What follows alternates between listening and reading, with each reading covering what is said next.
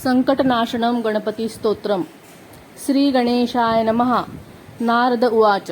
प्रणम्य शिरसा देवं गौरीपुत्रं विनायकं भक्तावासं स्मरे नित्यम् आयुकामार्थसिद्धये। प्रथमं वक्रतुण्डश्च एकदन्तं द्वितीयकं तृतीयं कृष्णपिङ्गाक्षं गजवक्त्रं चतुर्थकं लम्बोदरं पंचम च षष्ठं विकटमेव च सप्तं विघ्नराजेन्द्रं धूम्रवर्ण तथाष्टकं नवमं भालचन्द्रं च दशमं तु विनायकम् एकादशम गणपति द्वादशम तु गजाननं द्वादशैतानि नामानि त्रिसन्ध्यं या पठेन्नरः न च विघ्नभयं तस्य सर्वसिद्धिकरं प्रभो।